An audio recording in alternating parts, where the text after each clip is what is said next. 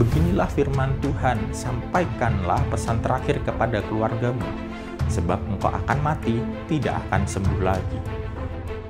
Ya, saudara-saudara, kita berjumpa kembali dalam acara Kalam ini, dan kalau saudara-saudara masih ingat, kemarin kita membahas satu tema, yaitu bernegosiasi dengan Allah, dan itu baru part 1. Kita kali ini akan membahas tema yang sama, yaitu bernegosiasi dengan Allah part 2-nya. Jadi ada sambungannya.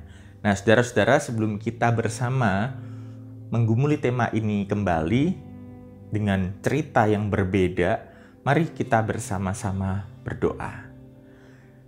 Tuhan, kami bersyukur kami memiliki Allah yang senantiasa mau mendengarkan, memahami isi hati kami. Kami bersyukur memiliki Allah yang dengan rendah hati, terbuka, mau bernegosiasi dengan kami sebagai umat-Mu. Maka dari itu ya Tuhan, sebagai ungkapan syukur kami rindu untuk menumbuhkan iman kami. Inilah yang dapat kami lakukan sebagai umat-Mu, mendalami firman Tuhan, sehingga kami semakin mengenal Engkau dan mengerti isi hati-Mu. Di dalam nama Bapa, Anak, dan Roh Kudus kami bersama berdoa. Amin.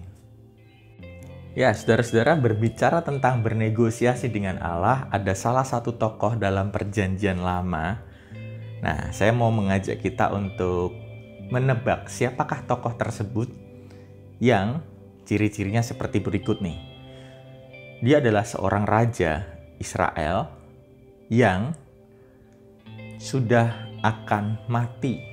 Bahkan yang menyampaikan berita kematian itu bukan orang biasa. Yang menyampaikan berita kematian adalah nabinya Allah, bahkan nabi besar. Nabi itu berkata bahwa engkau akan mati dan tidak akan sembuh lagi. Bayangkan, siapa dia? Ada yang tahu kira-kira itu siapa? Raja Israel.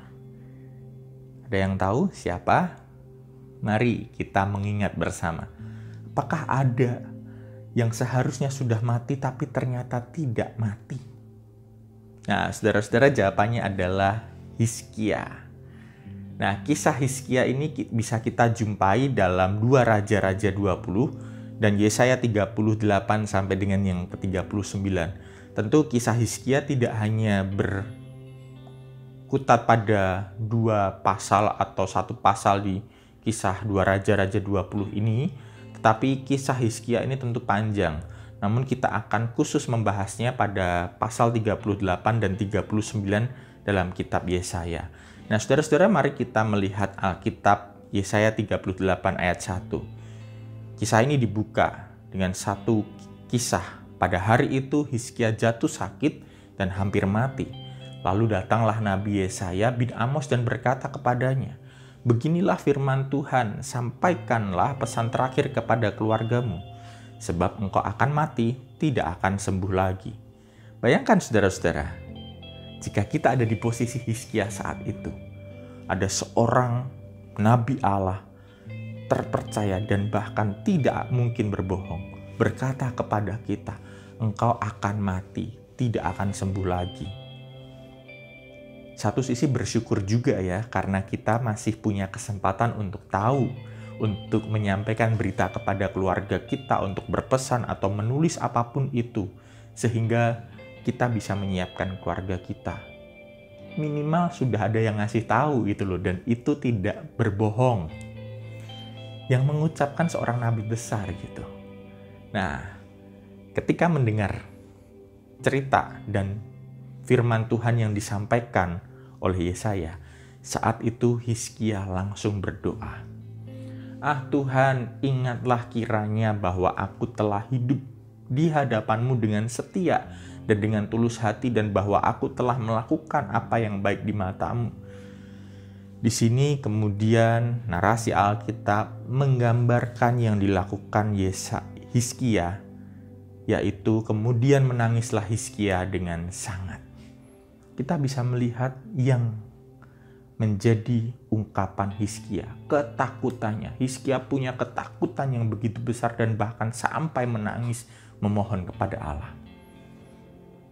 Bila masih ingat pembahasan kita yang lalu, Allah kita bukanlah Allah yang otoriter. Allah kita adalah Allah yang mendengar, memahami isi hati umatnya, memahami isi hati anak-anaknya.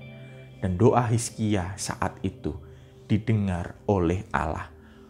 Bukan berarti kalau kita doanya tidak menangis tidak didengar Allah, dan kalau kita doanya menangis baru didengar Allah. Jangan sampai ada pemahaman seperti itu. Semua doa pasti didengar oleh Allah. Dan bahkan doa yang tidak terucapkan pun itu didengar oleh Allah. Dan doa Hizkia saat itu didengar oleh Allah, sehingga firman Tuhan berkata kepada Yesaya lagi, "Pergilah dan katakanlah kepada Hizkia, beginilah firman Tuhan, Allah Daud bapa leluhurmu. Telah kudengar doamu dan telah kulihat air matamu. Sesungguhnya aku akan memperpanjang hidupmu 15 tahun lagi." Di sini kita melihat Allah mendengarkan doa Hizkia. Dan bahkan yang lebih wow lagi, lebih mengagetkan kita lagi, Allah mempertimbangkan keputusannya yang semula. Yang semula Hizkia harus mati, tidak akan sembuh. Ternyata Allah mempertimbangkan keputusannya yang semula. Hizkia sembuh. Dan bahkan diberitahu bahwa Allah memberikan umur 15 tahun lagi. Bayangkan saudara-saudara, 15 tahun itu bukan waktu yang singkat, bukan waktu yang sebentar. Bahkan jika diberi usia tambahan 1 bulan, 2 bulan, atau bahkan 1 tahun, 2 tahun, kita pun pasti sangat bersyukur, bukan? Ini 15 tahun.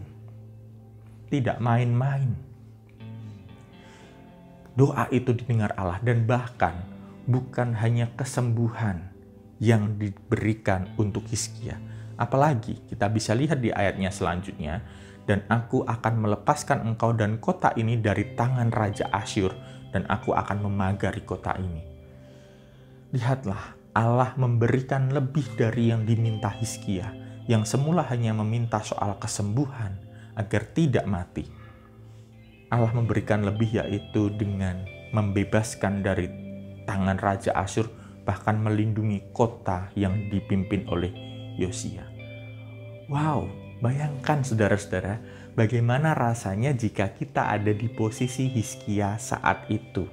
Apa yang akan kita lakukan, apa yang akan saudara-saudara lakukan jika saudara-saudara ada di posisi Hizkia?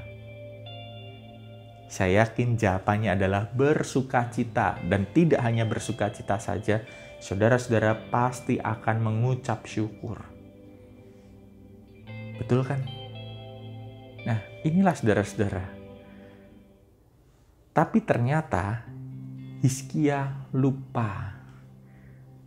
Saya mau mengajak kita untuk mengingatkan dan membangkitkan kesadaran kita bahwa kita sebagai manusia adalah makhluk yang pelupa. Semuanya adalah makhluk pelupa. Bukan hanya sebatas lupa, "Oh, aku tadi naruh piring di mana, aku naruh dompet di mana, aku naruh gelas di mana." Bukan. Tapi sering kali kita lupa terhadap banyak hal yang telah Allah sediakan dalam hidup kita. Contoh, jika kita tidak lupa, maka hidup kita akan senantiasa mengucap syukur. Ketika saya mengucapkan kalimat ini, bukan berarti saya adalah pribadi yang sempurna, saudara-saudara. Saya juga adalah pribadi yang acap kali lupa, sehingga saya harus terus-menerus melatih kesadaran saya. Terkadang ada rasa tidak mengucap syukur, terkadang ada rasa iri. Itu adalah contoh dari orang yang lupa. Dan saya juga terkadang seperti itu. Nah, kalau kita ada di posisi Hizkia, pasti kita akan menggunakan 15 tahun itu dengan hidup sebaik-baiknya. Itu yang ada di pikiran kita dan di lidah kita. Namun apakah kita pasti akan menggunakan 15 tahun itu untuk sepenuhnya, 15 tahun penuh hidup dalam pengucapan syukur, dan kemudian kita melakukan banyak sekali hal yang itu benar? Apakah kita pasti bisa menepati janji-janji kita jika kita diberikan hidup 15 tahun lagi misalnya ya? Nah, dan ternyata Hizkia betul-betul lupa, saudara-saudara. Kita bisa lihat di pasalnya yang ke-39. Kita bisa baca Pada waktu itu Merodak Baladan bin Baladan, Raja Babel, menyuruh orang membawa surat dan pemberian kepada Hizkia, sebab telah didengarnya bahwa Hizkia sakit tadinya dan sudah kuat kembali. Hizkia bersuka cita atas kedatangan mereka, lalu diperlihatkannya lah kepada mereka gedung harta bendanya, emas dan perak, rempah-rempah dan minyak yang berharga, segenap gedung persenjataannya dan segala yang terdapat dalam perbendaharaannya. Tidak ada barang yang tidak diperlihatkan Hizkia kepada mereka di istananya dan di seluruh daerah kekuasaannya. Nah, saudara-saudara, kalau kita tidak tahu konteksnya, mungkin kita akan merasa tidak ada yang salah dengan Hizkia. Hizkia bersuka cita atas kedatangan tamu. Ada orang yang tahu berita kesembuhan Hizkia datang, lalu Hizkia menyambut dengan sukacita. Tentu itu tidak salah dan bahkan baik. Bahkan Hizkia menunjukkan istananya, barang-barang kepunyaannya. Apa yang salah? Tidak ada barang yang tidak diperlihatkan Hizkia. Kita bisa melihatnya sebagai bentuk pengucapan syukur Hizkia, bukan itu artinya Hizkia mengucap syukur. Itu artinya Hizkia bersaksi tentang berkat Allah di dalam hidupnya. Bisa jadi kita seperti itu. Tapi sebenarnya hal ini didasari oleh keinginan Hizkia untuk mencari nama besar di depan utusan Raja Babel. Kenapa sampai Hizkia harus mencari nama besar di hadapan Raja Babel? Karena saat itu faktanya kerajaan Babel adalah kerajaan yang begitu besar dan kerajaan yang sangat kaya. Sehingga hal tersebut memancing Hizkia untuk mengagungkan kerajaannya.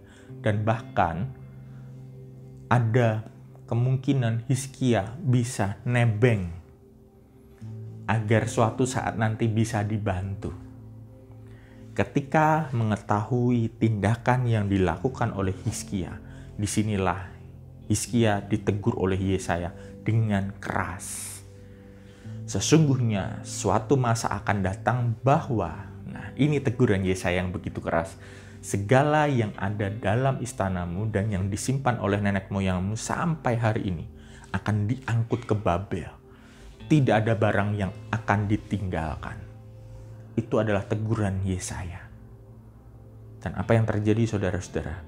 Hizkia mengabaikan teguran itu. Hizkia menjawab kepada Yesaya. Kalau kita membaca jawaban Hizkia kepada Yesaya, ini sungguh adalah jawaban yang nyinyir dan merendahkan dan menyepelekan. Oh, sungguh baik firman Tuhan yang engkau ucapkan itu. Kelihatannya itu sebuah pujian, tetapi dalam hati Hizkia berkata, asal ada damai dan keamanan seumur hidupku. Artinya yang dipentingkan oleh Hizkia adalah dirinya. Dia tidak lagi peduli pada bangsanya. Yang penting asal ada damai dan keamanan seumur hidupku. Dengan menjalin relasi yang baik dengan Babel, maka Hizkia bisa beroleh ketenangan dan keamanan. Padahal itu tidak dikehendaki Allah sama sekali. Sehingga suatu saat nanti kerajaan itu pun akan diangkut ke Babel dan itu akan ada dalam pemerintahan kuasa Babel. Itu sungguh menyedihkan. Nah, saudara-saudara, kita lihat tadi Hizkia meminta agar Allah bisa menyembuhkan, memulihkan. Dalam proses negosiasi dengan Allah di saat ini, kita bisa melihat ternyata Allah juga memberikan keinginan Hizkia. Dalam proses kita bernegosiasi dengan Allah, tidak jarang Allah memberikan hasil sesuai dengan keinginan kita. Namun hasil dari yang kita minta belum tentu itu baik untuk kita. Itu bukan salah Allah. Bukan salah Allah sepenuhnya ketika memberikan kita suatu hal yang baik. Bahkan kalau kita lihat Allah sudah mengizinkan. Ibaratnya kita menulis proposal, kita punya keinginan dan bahkan pertimbangan, kita punya pemikiran, Allah sudah menyetujui, Allah mengizinkan. Di saat kita berdiskusi dengan Allah, Allah menyetujui keinginan kita dan memberikan. Permasalahannya adalah manusia tidak bisa mengucap syukur dengan yang sudah diberikan oleh Allah, dengan yang sudah disepakati oleh Allah.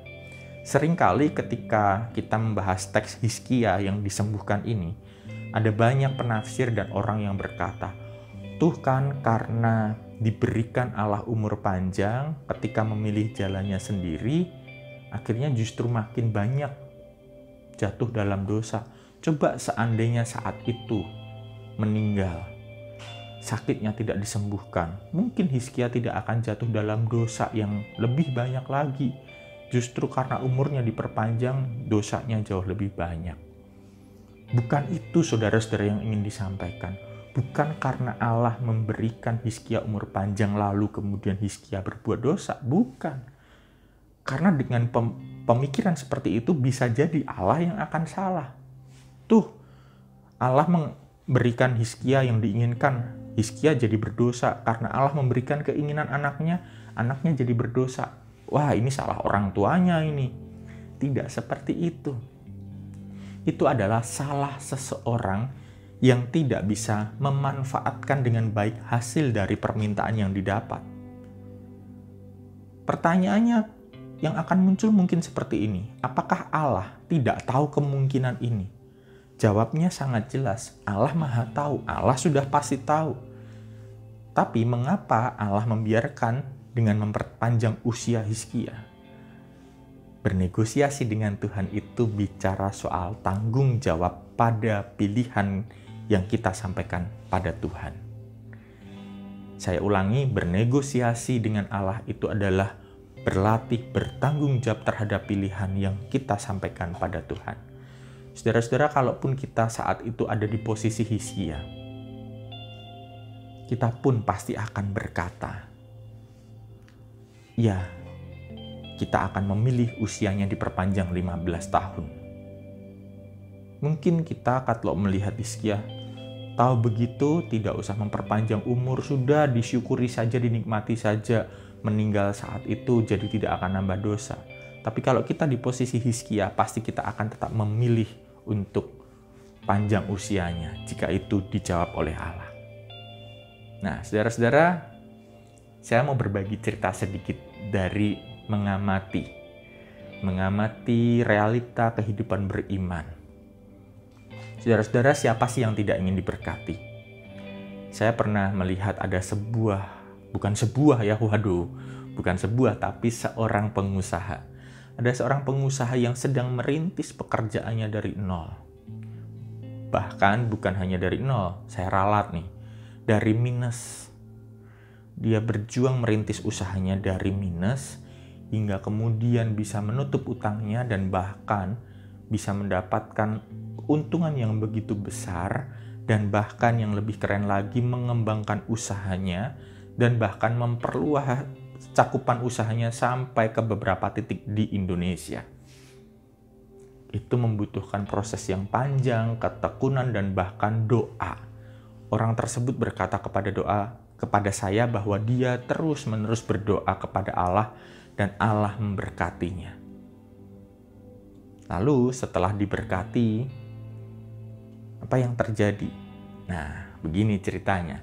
Sebelum orang ini menjadi sukses, dia berkata kepada Tuhan, Tuhan, kalau besok Engkau izinkan aku menjadi sukses, aku berjanji aku akan selalu meluangkan waktu untuk Engkau. Aku berjanji aku akan memberkati banyak orang. Aku berjanji aku akan makin taat padamu, aku akan makin setia padamu. Aku akan menggunakan berkat itu justru untuk membahagiakan keluargaku. Saudara-saudara, itu pasti janji dari seseorang. Kita pun pasti berjanji pada Tuhan seperti itu. Siapa sih yang tidak ingin meluangkan waktu untuk Tuhan? Pasti kita pun akan berjanji yang demikian. Nah, saudara-saudara, setelah menjadi sukses dan kaya, usahanya diberkati Tuhan, bahkan keinginannya untuk menjadi sukses dipenuhi oleh Tuhan. Melalui proses bernegosiasi setiap hari dengan Allah. Setelah diberi berkat berupa materi, ternyata semua yang dia ucapkan dulu, dia seolah-olah lupa Bahkan ketika diingatkan hanya berkata, oh iya aku terus meluangkan waktu buat Tuhan kok. Tapi kenyataannya, waktu untuk Tuhan justru semakin berkurang. Waktu untuk Tuhan justru semakin sedikit. Kenapa? Karena dia justru sibuk untuk mengembangkan usahanya. Dia semakin ingin menambah besar usahanya. Akhirnya makin tidak punya waktu pribadi dengan Allah. Yang dulu aktif pelayanan di gereja menjadi kurang aktif pelayanan di gereja, makin lama makin tidak aktif sama sekali. Bahkan kalau minggu terkadang, ya sudah lupa ke gereja karena terlalu capek bekerja. Yang dahulu berkata, punya berkat lebih untuk menyenangkan keluarga, membahagiakan keluarga, ternyata justru anak-anaknya merasa dirinya tidak nyaman dengan orang tuanya yang sudah sukses. Uangnya justru dipakai untuk memenuhi prestisnya. Uangnya justru dipakai untuk menunjukkan egonya kepada teman-temannya yang dulu pernah merendahkannya. Aku punya uang sekarang. Uangnya yang harusnya dipakai untuk membahagiakan keluarga, ternyata justru dipakai untuk mencari selingkuhan orang lain. Nah, saudara-saudara, yang janjinya tadi juga mau menjadi berkat bagi banyak orang, ternyata justru membuat karyawan-karyawan yang bekerja dengan dia menjadi tidak nyaman. Karyawannya banyak yang mengeluh. Apa artinya? Artinya lupa. Artinya dia seperti Hizkia yang ketika bernegosiasi dalam keadaan baik, memohon-mohon, setelah dipenuhi, justru dia lupa semuanya. Jatuh dalam kesombongan, jatuh dalam rasa memegahkan diri, jatuh dalam rasa lupa. Memang sih memberi, tapi untuk mendapatkan pengakuan seperti Hizkia, menunjukkan banyak barang-barangnya di istana untuk mendapatkan pengakuan dari Raja Babel. Apakah salah doanya? Jelas bukan karena salah doanya. Apakah salah Allah bernegosiasi dengan umatnya? Jelas itu bukan salah Allah, karena Allah justru membuka diri dan menegaskan bahwa dirinya tidak otoriter. Allah adalah Allah yang terbuka terhadap keinginan umatnya. Tapi ternyata ketika umatnya ini diajak bernegosiasi dengan Allah dan Allah oke dengan pilihannya, umat tidak menjadi bertanggung jawab terhadap pilihan yang sudah disampaikan pada Allah. Saudara-saudara, ketika saya mengatakan bahwa bernegosiasi itu adalah bertanggung jawab pada pilihan yang disampaikan kepada Allah, kita mau melihat bahwa kita sebagai manusia punya kebebasan, yang itu merupakan anugerah dari Allah yang paling besar dalam hidup kita. Dengan kita punya kebebasan, kita punya daya juang. Kita punya daya juang untuk mencapai keinginan kita, dan bahkan kita punya keinginan secara bebas juga untuk berelasi dengan Allah. Kita punya akal budi hikmat untuk berelasi dengan Allah dan melihat realita di sekitar. Artinya dengan kebebasan yang diberikan Allah dan jawaban yang diberikan oleh Allah dalam hidup kita, bila itu sesuai dengan keinginan kita, manusia justru perlu belajar bertanggung jawab terhadap permintaannya. Apakah salah bernegosiasi? Tentu tidak. Justru ini akan semakin mendekatkan diri kita pada Tuhan. Bila tidak bernegosiasi, Hizkia akan mati. Dan jika tidak bernegosiasi, tidak terlalu jatuh dalam dosa. Ada yang akan memilih seperti itu mungkin. Siapapun di posisi Hizkia pasti akan memilih hidup. Hizkia memilih untuk hidup. Artinya persoalannya adalah di soal bertanggung jawab terhadap pilihan yang sudah diperjuangkan di depan Allah dan kemudian dikabulkan Allah. Disinilah ketika kita sudah punya pilihan yang kita sampaikan pada Allah, kita perlu menjaga hati kita, menjaga hidup kita, dan menjaga serta bertanggung jawab terhadap pilihan kita. Dalam teks ini kita diberikan gambaran secara jelas dan utuh. Hizkia adalah pribadi yang tidak menjaga, namun Allah tetap memelihara. Terbukti Allah tetap melindungi dia, Allah tetap memberikan dia perlindungan. Allah tetap mensupport dia. Nah, saudara-saudara, dari sini kita bisa melihat bahwa ketika kita bernegosiasi dengan Allah, di sini mau ditunjukkan ada suatu gambar Allah yang memahami pergumulan manusia. Sekali lagi saya mau mengingatkan kita bahwa Allah bukanlah pribadi yang diktator atau egois yang selalu memaksakan kehendaknya. Allah adalah pribadi yang mendengar berbagai keluhan, protes, dan isi hati manusia yang terdalam. Karena Allah ingin membangun suatu relasi intim dengan umatnya melalui negosiasi, diskusi, dan berbagi pendapat secara jujur dan otentik. Dan itu sudah dibuktikan secara jelas di dalam kisah hidup Hizkia. Allah tidak diktator, Allah tidak egois, bahkan sekalipun Allah sudah punya keputusan, Allah mau dengan rendah hati mengubah keputusannya demi umatnya. Namun di sini kita melihat ada sebuah kisah manusia yang tidak bisa bertanggung jawab. Mungkin ini adalah kisah kita, kisah saya juga. Namun dari sini kita terus diingatkan dan belajar. Lihatlah, kita punya gambar Allah yang mau memahami pergumulan manusia. Ketika kita bernegosiasi, ingat, kita punya tugas dan tanggung jawab untuk bertanggung jawab terhadap pilihan kita. Percayalah, Allah akan terus memelihara kita ketika kita mau terus-menerus berkomunikasi dengannya. Jangan takut untuk bernegosiasi dengan Allah, karena Allah kita adalah Allah yang selalu membuka hatinya. Mari kita bersama berdoa. Melalui kisah Hizkia, ya Tuhan, kami belajar. Ada kisah kejatuhan manusia di dalam pilihannya. Kami justru sangat bersyukur ketika Engkau mengabulkan doa kami. Engkau memberikan kami kebebasan di dalam memilih. Engkau memberikan kami rasa percaya.